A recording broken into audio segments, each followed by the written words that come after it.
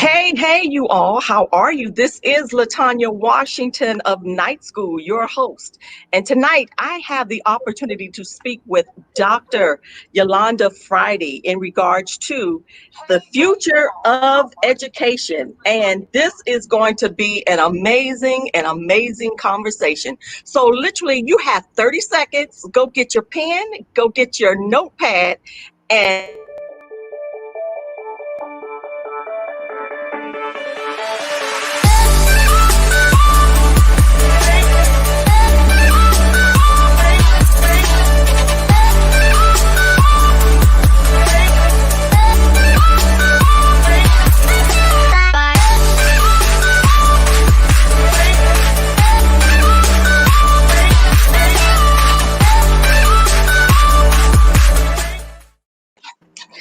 Dr. Friday. But first and foremost, let me let you all know who she is. Dr. Yolanda Friday, she is the Dean of the Fontana Campus at Chaffey College, as well as an adjunct faculty instructor at the University of Redlands, the graduate education department. Yes, the Graduate School of Education, yes. Graduate School of Education.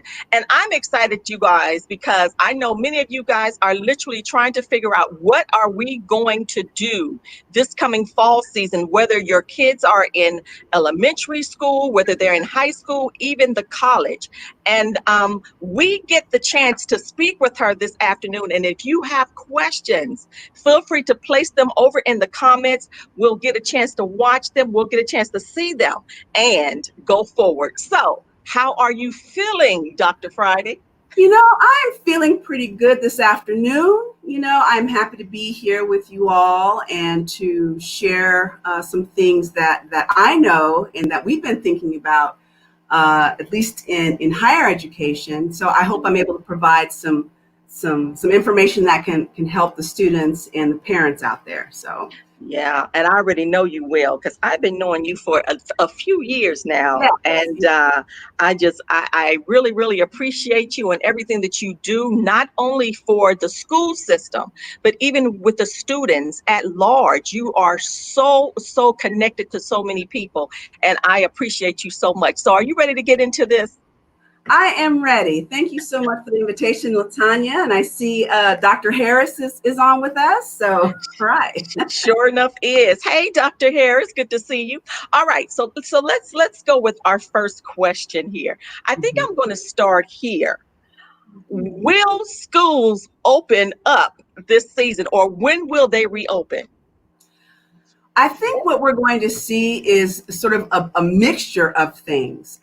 More than likely, you will see schools opening on the elementary school level and possibly junior high school level. At the 4-year level, at the community college level, at least in California, the University of California, the Cal State, and our community college system, we have all put the word out that fall we're going to be online again. Yes. Online. Online. Now, there is an exception. There are some courses where there is a like a statewide mandated requirement for face-to-face, or there are times when instruction is extremely difficult to do online. Some of our programs like nursing, maybe automotive, some of the other programs, they will have a face-to-face lab component, but they're going to do their best to do some social distancing and perhaps stagger the students when they're coming in. And I hear what they're thinking about for like our elementary schools as well. They're thinking about maybe adopting a Monday, Wednesday schedule for students, and then the other days they can do some online work, or something in the reverse. So I believe the plan is to go back. It will be a challenge though, because the students, they wouldn't have seen each other for 6 to 8 months. They'll be so excited. So to keep them distanced is going to be a challenge. And there's also the other thing with all of our school personnel. I mean, are we going to be equipping them, our teachers, our the cafeteria, That's right. personnel? Everybody's going to be needing to use this PPE equipment. So Mhm. that is, that's a challenge. People learning how to use it properly, the expense involved in that. So there's a lot of issues surrounding whether or not we can go back. Yeah, yeah. I know for us at MSJC, we will be online as well. And you just, at this point, you just go with the flow. And it's Yep, all about education that's and right. getting the information that we need and looking at it in a positive light. That's the way I start to evaluate. Look at it as a positive light and what can I gain from this? Because in all essence, and this is another question that we'll come to in a minute, Hmm. everything's going global where it's about technology. And Yeah. so I look at it now as this opens up the door for us to really, really get into that a little bit more. Yeah. That's how I look at it. That's right. I would agree with you. At the higher ed level, we had been struggling with a lot of our faculty who were hesitant to move into the online arena. Some people like it, some people don't. At the community college level where I am now, the system recently, within the last 3 years, we all converted to a system called Canvas. So they were giving us, okay, so you're familiar with Canvas. So they were giving us the access, the tools, but faculty were still like, well, I'm not really going to do it. Well, COVID-19 really forced us to do it. Do it. And if you were not able to adapt, if you weren't able to get trained and get your class up online like that, then you may be out of a job. I hate to put it that way, but the world moves and we have to be able to move with it. I had to get my fan out on that right there. Yeah. Because, yeah, and that is so true. If you don't adapt, you could be out of a job. That's And right. so, and sometimes I think it's hard for people to adapt. We're Yeah. stuck. What was that one book? I think it was called "Where's the Cheese," which is Oh, a who great moved book my for people to cheese? read. Yeah, who moved my cheese? Who Yeah. moved, who moved my cheese? That's a great book, and I Yeah. think right now in this day and time, that's a great book to read.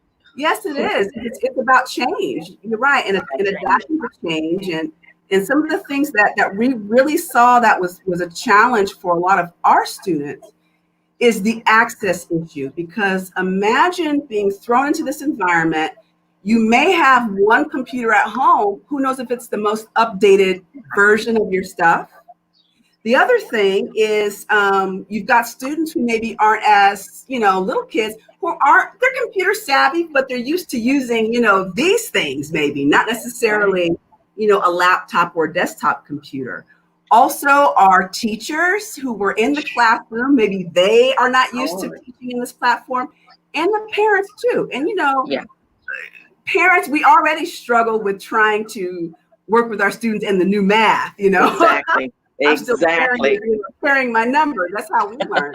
But if you imagine all of that, Hmm. and for families that maybe don't have maybe more than one device, Yeah. and they got more That's than one right. kid, and the parents are now working too at home. So how are we That's going to right. negotiate all of those things? So it's definitely a challenge. Yeah. Something, yeah, that a lot of the community colleges were doing. Our institution included, because we were providing Chromebooks or laptops for students to borrow Hmm. for free. So that kind of helped them to continue on with the educational journey. But also with that, you got to have a good internet connection. And Yes, although, Lord. right, we were giving the students the Chromebooks, a lot of students didn't have internet. And with Starbucks and the Coffee Bean, all these other places closed, what are you going to do? Wow. So it's a multi-dimensional challenge. I think a lot of the schools, I think, handled it well. Yeah, Some they did. schools opened up their parking lots to have students come in and park. Hmm. Of course, they, very careful about distancing them, but at least they can be in their cars or sitting next to their cars using Yeah. this equipment so they can get internet, you know. So it's deep. It's This really, is really deep. deep. Yes, and a lot in our community, a lot of people still do not have access. That's true. Yes, and it's not unheard of for someone of our age or younger to have not used a computer, and the Wow. smartphone is not enough to be able to teach someone how to use this. I don't think it's enough. Here we go, because now it's time to adapt. I mean, seriously. Okay, so let me get into these questions. See, here we go. Here we go. And I Okay. think Dr. Harris, did she put a question up too? Okay, but let me get into this question as well, because we have questions. Oh, Um, wow. so now, here we go. Now, my first question to you is: the job market is changing rapidly. And Mhm. we are seeing a rise in both digital technology and globalization. What challenges would you say, if any, does the future of education face regarding this? And are we prepared, or are we preparing for student success? I would say that we are in the midst of preparing for student success, but we are behind the eight ball Okay. compared to a lot of other countries out there. The reason why I'm saying this is in the United States, and in my role as a dean at Chaffey, Right. we work in a lot of workforce development. That's our focus at the community college. One of the focuses that we have, Hmm. and the industry leaders, whether it be in manufacturing or people that own small businesses, whatever, they say that in addition to lacking some of the technical skills, they can teach some of those things. Our Okay. students, our kids are lacking what we call the soft skills. That is the thing that they complain about quite a bit. Um, Being able to come into a workplace, understand a corporate culture, Yeah. understand, you got to put your phone down. You can't be texting and things like that. Something that we're doing at the community college level, and actually most of the community colleges have adopted this thing called New World of Work, and it's Hmm. something that all the families and parents out there, I would definitely go to newworldofwork.org.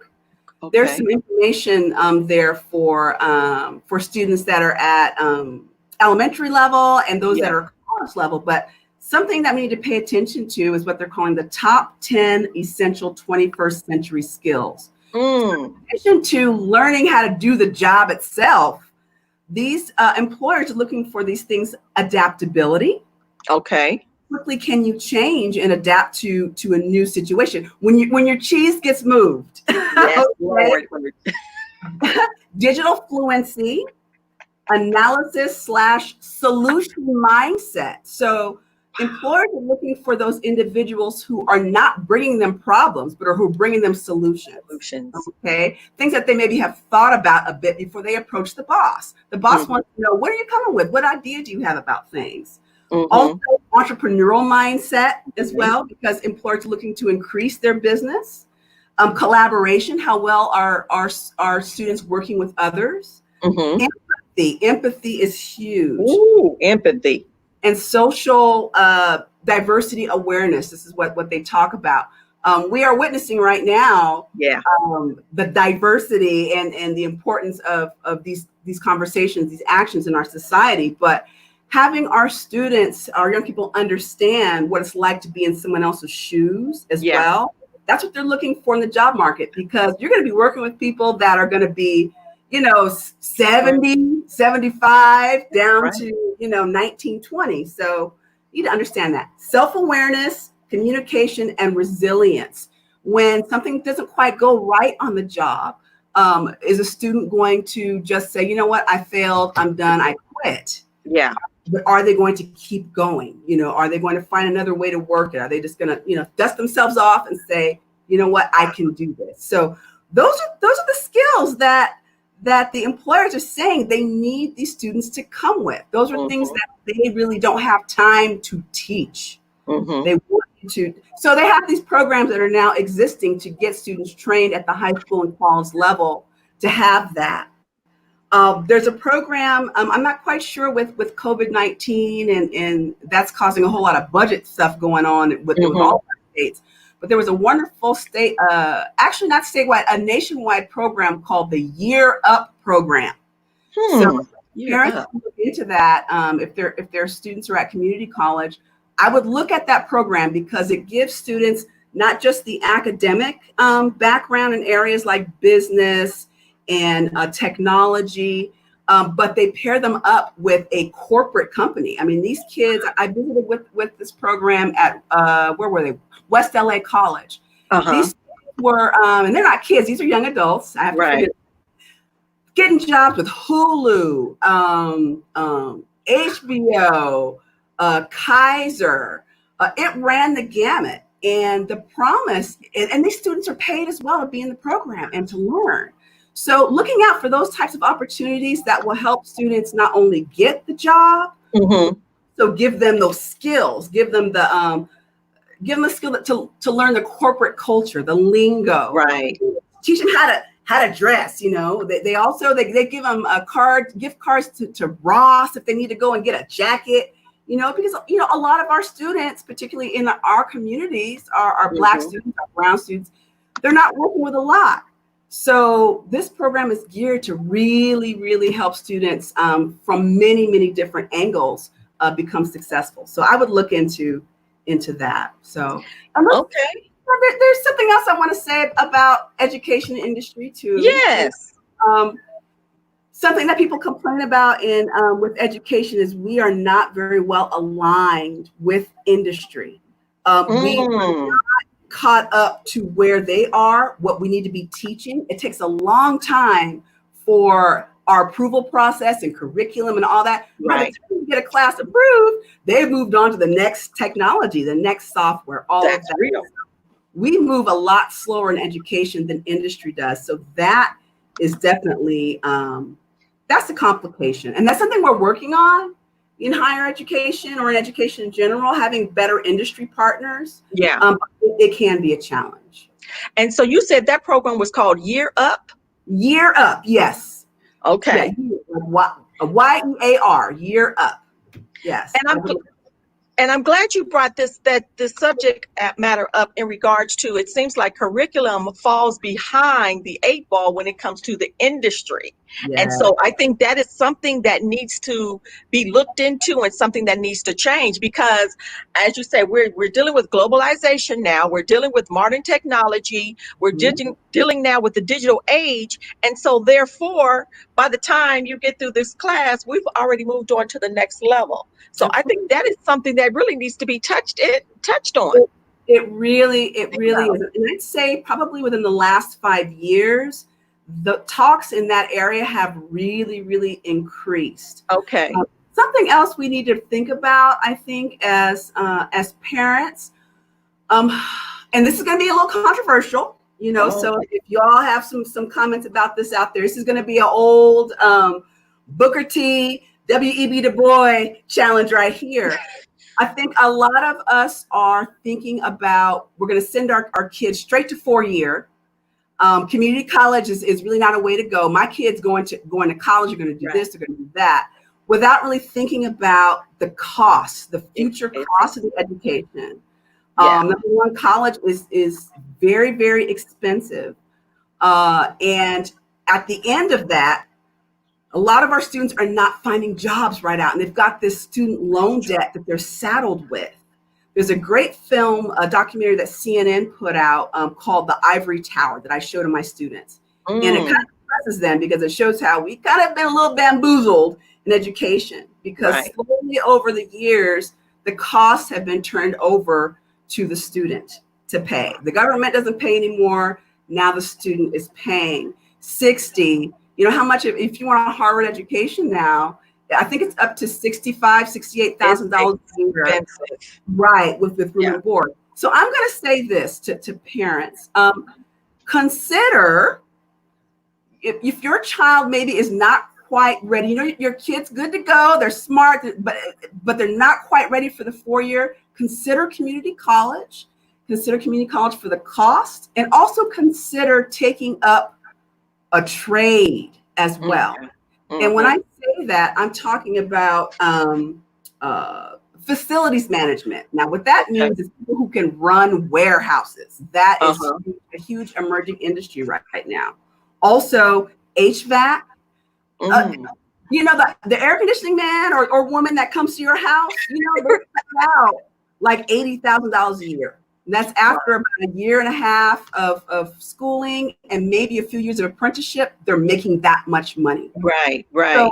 think if you're thinking in terms of economic and social mobility for your family, that's a conversation we need to start having in our communities. Yeah, It's like, my kid can go in and get this plumbing, get this electrical, combined with the entrepreneurship and own their own business. And yeah.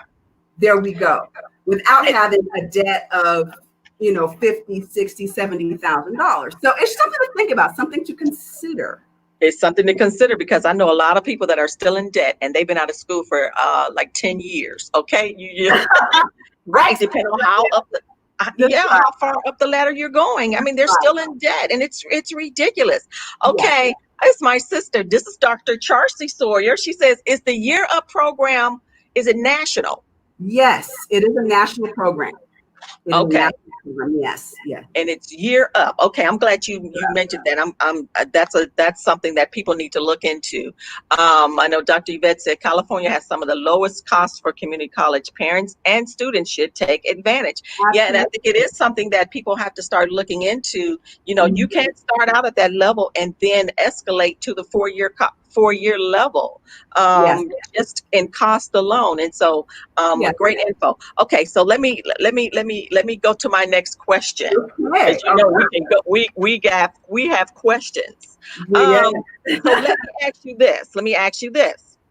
What extent should schools react to trends and shifts in society, or should they not react?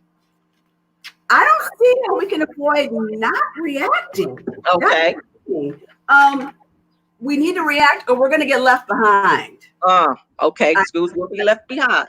They'll be, I think we'll be left behind in terms of a state, in terms of a nation, in Yeah. having a competitive edge in Right. industry. As a matter of fact, this morning I was on another webinar with Dr. Tori Wieston Surdan. Her organization is the Youth Mentoring Action Network. So some young brothers and sisters were talking about their experiences with what's going on. And one of the young people said, get with it or get left.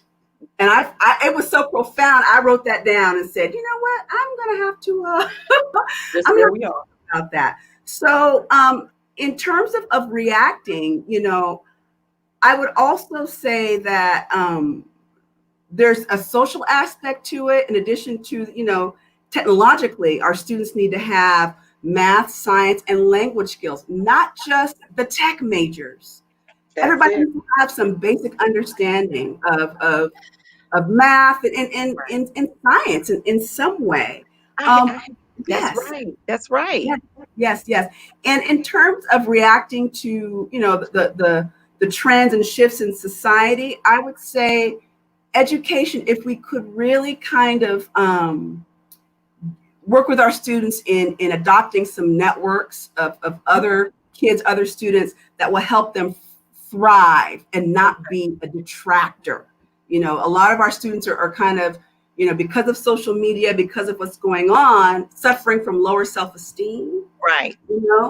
And I see Felicia Duras talking about power and volunteering. That's something I was going to say too. Getting the students engaged in the community is Yeah. important, and also providing spaces for young people to be able to learn, grow, and express themselves too.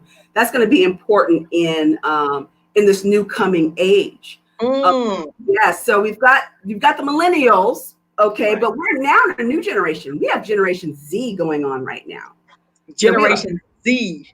Z, right, exactly. And their needs are different than Yeah. millennials. It's quite interesting when you start looking into it. But we need to give these students spaces to be able to be themselves and to thrive in Yeah. this environment.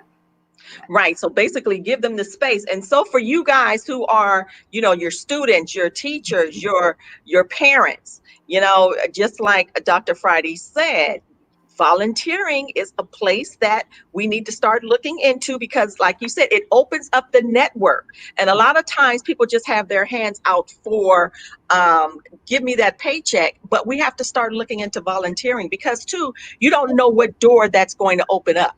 Absolutely. Absolutely. I mean, some of the best connections I've made with people over the course of the last, this is my 24th year working in higher education.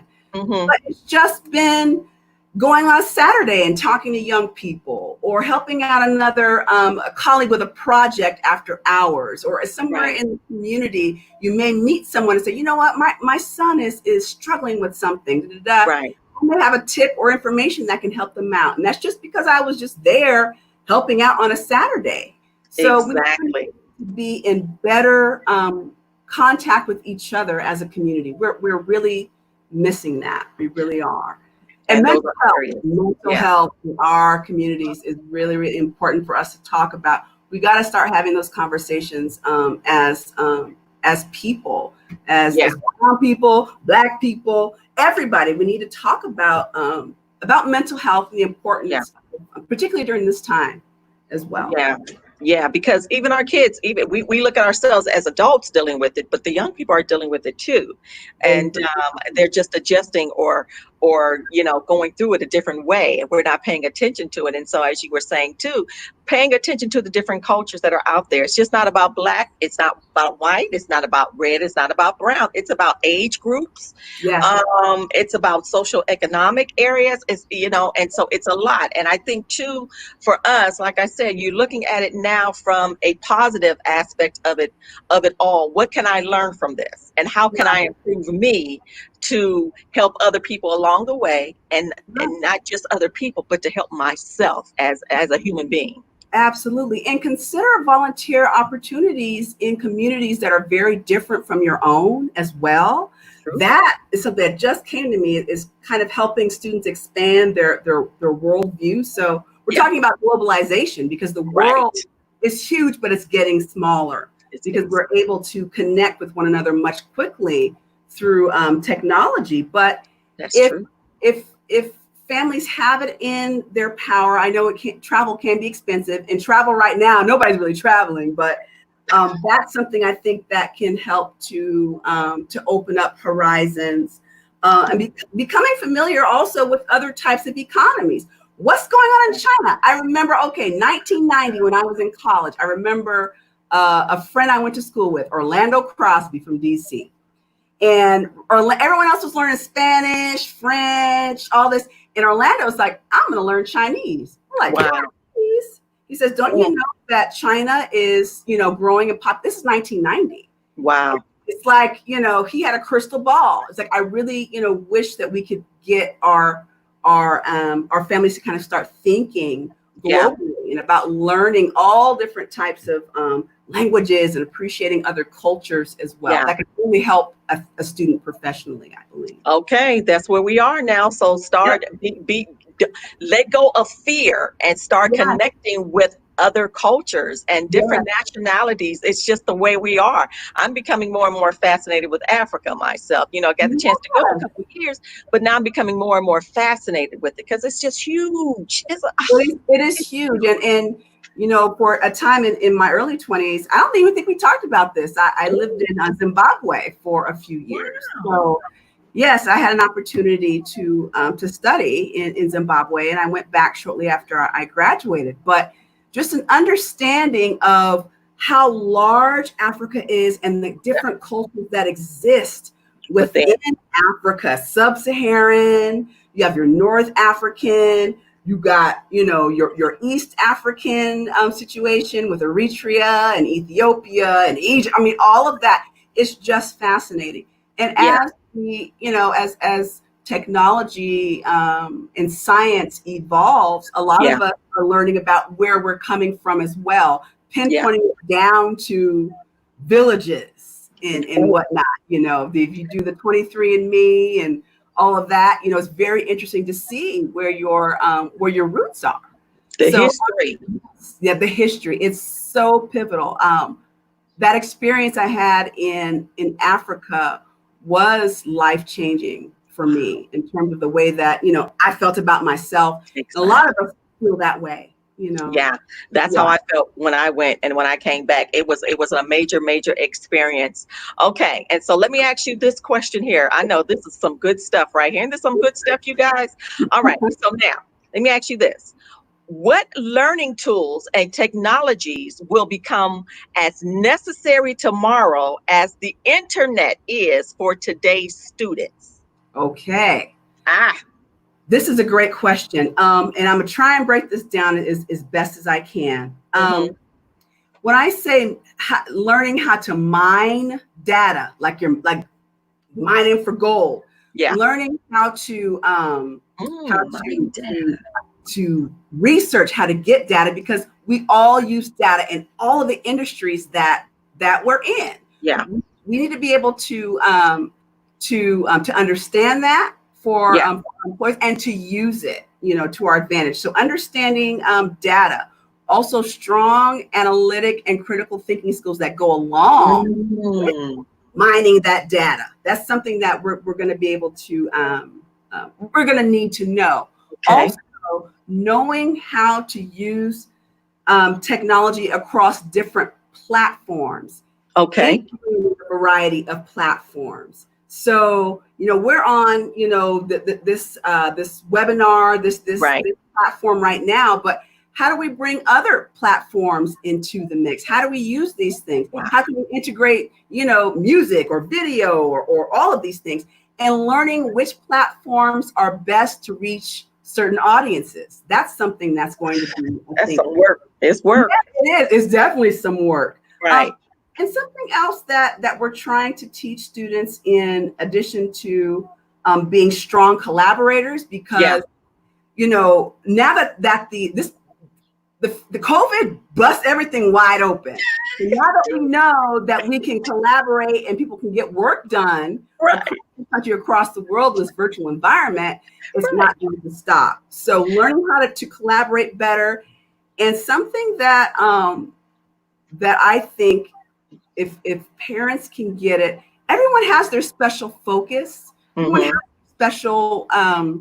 their special interest. But if we can think about things in an interdisciplinary way, and I'll give an example of Mm-hmm. this. Okay. Students that are interested in like the automotive industry, okay, it's not just about building the car.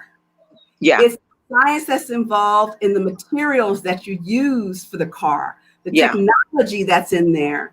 Students can learn about the fabrics on the seats. They can learn about, I mean, there's many different things that surround this automotive industry: Yeah. anthropology, culture, language. Someone's got to design the manual for the car, all of those things. So if we can get our students to think about their subjects in an interdisciplinary way, how things work together, Mm-hmm. that would only make us stronger and make the students actual better and more creative and innovative thinkers. Okay. So we got to get to that, because I know even when I was in school, I'm gonna tell you one part that was a struggle for me. Maybe because I was older, was collaboration. I'm like, you all are Right? Nobody wants to do a come group project, on, but it's necessary. It's And so very even it's necessary. And see, so even for our young students, it's something that they need to start looking into and doing, because it is so necessary and it is so vital. I know Dr. Harris has a question. She says, what processes do you feel need to take place to deepen the connection academically and administratively between K-12 community colleges and four-year colleges and universities? Great question. It is a very good question. I think there's some really good research out there, Dr. Harris, but there's always a need for more, because one system can help inform the other as well. I think our four-year colleges and community colleges taking a look at K-12 and vice versa, can help deepen those connections. That's one thing. Also, take a look at the groups that are occurring within communities. Right now, I work in the city of Fontana, and our school enjoys a really good relationship with the mayor of Fontana, Aquanetta Warren. She's Yeah. fantastic fantastic. And she has a group. She's called the Mayor's Coalition. So we've got educators, you've got government officials, you've got industry leaders. There's some religious folks in there. There's some parents. We've even brought some students to talk about the future of work and what it's going to take at all of these levels to get our students where they need to be, and what is going to be needed for the Inland Empire. So having those types of groups that exist, that you can become a part of and have those conversations, work on some projects together, possibly through that, an industry leader can, work with some elementary school kids and on something to get them in touch with someone in the corporate environment, so it's not so scary to them. They know that's real and attainable. But having these partnerships, we can no longer afford to work in silos. We cannot do that anymore. Okay, we cannot do that anymore. We have to come out. Yes, you have to get out in the community. You have to begin to network. And all of these things are helpful because this is just life. In order to elevate, you're going to have to learn how to network. You're going to have to learn how to collaborate. You're going to have to be able to educate yourselves on things, I almost say outside of the classroom, life in general. Globalization. This is, we are here, you guys. It's here right now. And I truly believe that the pandemic, COVID-19, has really ushered us into, I will say, the segue into where we're headed. Right. Some of us, had to be dragged kicking and screaming, but nonetheless, we're here, right? We are here. We have to be able to adapt, because what did that student say? If you don't, you get left. I'm trying to find that quote. You will get left. You will get left behind. Or get left. And we do not want to keep getting left. We can't. And that is so true. I was telling them the other day, and we're going to be wrapping this up. I was watching a video from Dr. Martin Luther King. They said it was his last sermon, the last sermon on the Sunday morning sermon that he did before he was killed. And basically it was talking about sleeping in the midst of the revolution. You know, you have so many people, we're changing and we're moving and we're doing, and people are sitting back saying, what's going on? But you're sleeping when we're moving. And so my thing is, and my hope and my prayer is that people that are listening here today and those who will listen to the archive realize that you have to move. That means you have to educate yourself on what's happening. Watch what's happening on, everyone's, you gotta watch television, you gotta turn on the internet, you have to see what's going on so you're prepared. Yeah. Right. And I'm gonna say something a little revolutionary, a little bit. Consider watching news sources from other countries as well, because their news is not as sanitized as ours.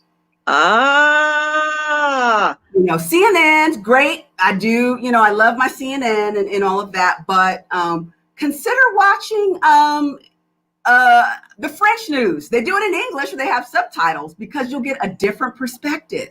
It's called the Fresh News, or is that called? I think Le Monde. Le Monde. It's like the French news. French news.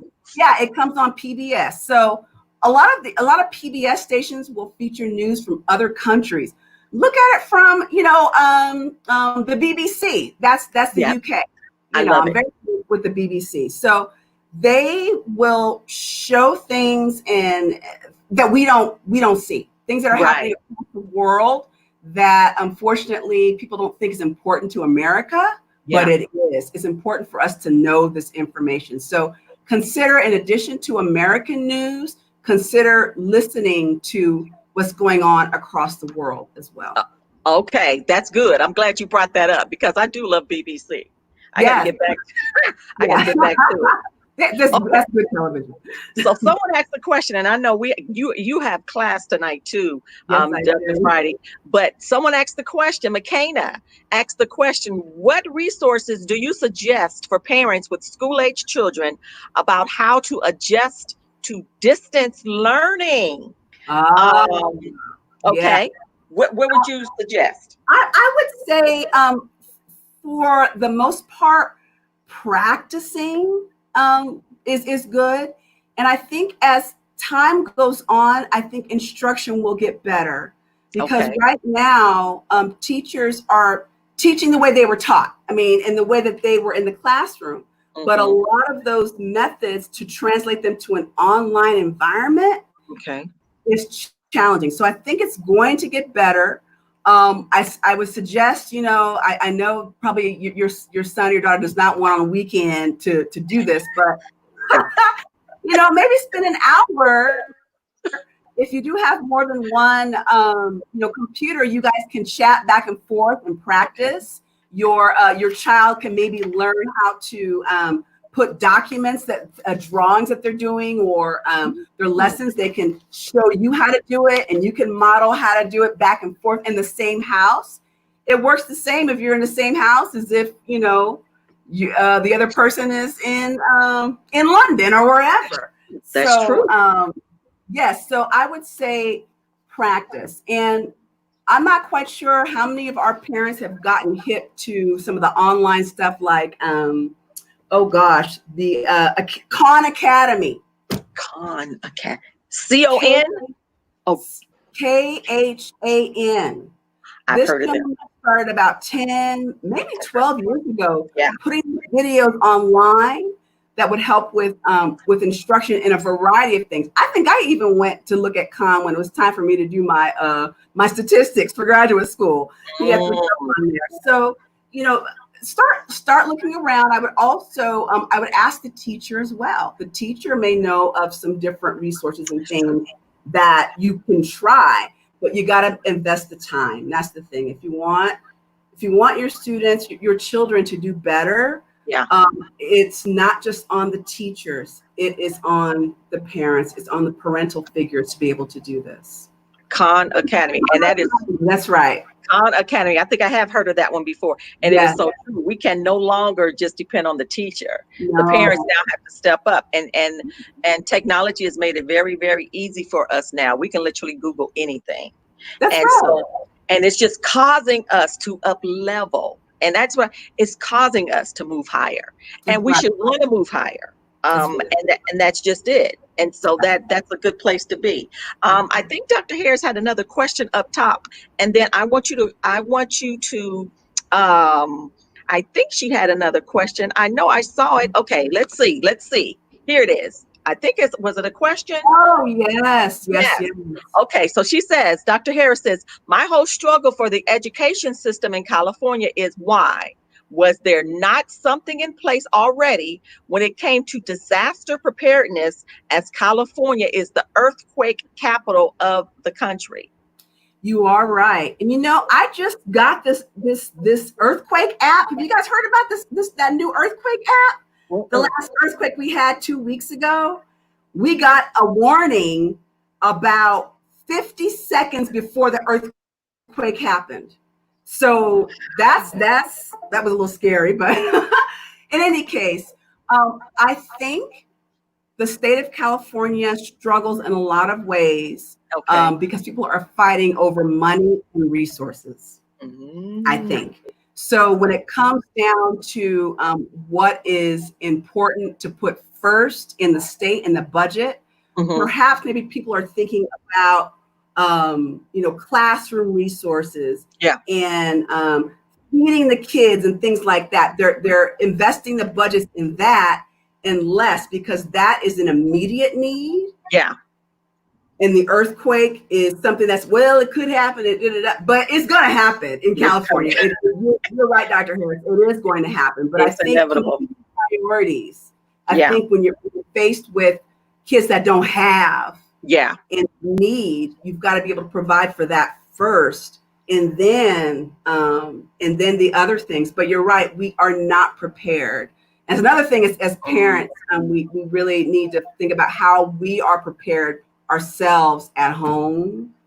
I'm not as well prepared as I should be. I should be having my little kit in the back of the car, in the garage. I have no kit. I do have extra water and some matches, and a radio that's got a crank to it, so and some can food, but that's not it. But we really do think about.